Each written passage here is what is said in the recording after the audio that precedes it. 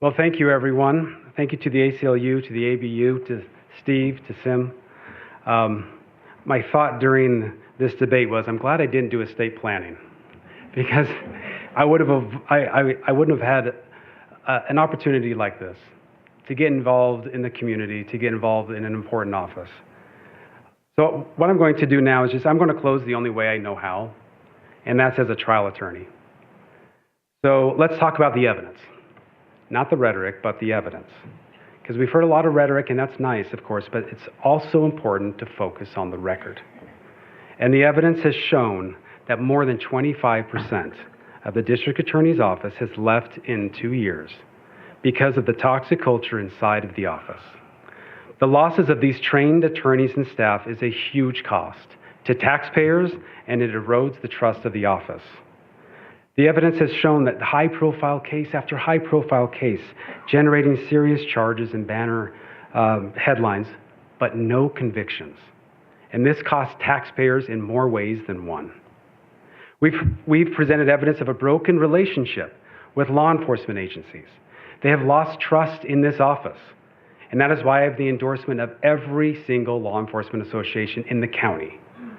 We've shared evidence of a failed court program, one that sounded good up front, but has proven a major failure, leaving our communities less safe.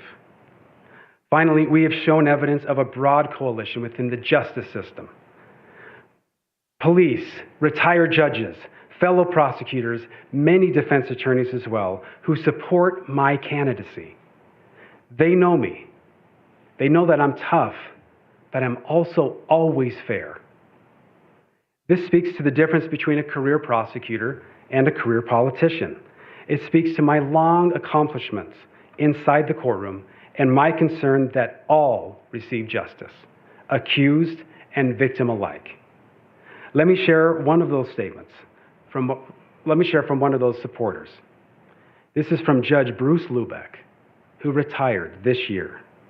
For 30 years, he was either a defense attorney or a prosecutor, before spending 17 years on the bench, where he had seen everything in the justice system, seen it inside and out.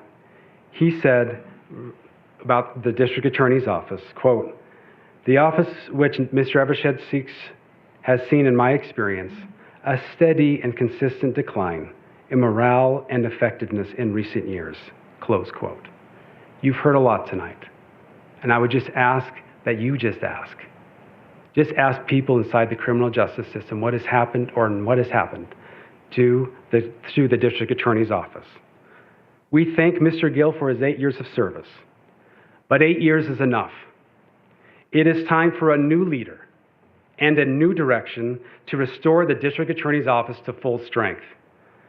8 years ago, when Mr. Gill was running for district attorney, he stated that a district attorney needs bipartisan support from law enforcement, and felony experience. I agree with that standard. And by that standard, I am the most prepared and qualified to be your next district attorney.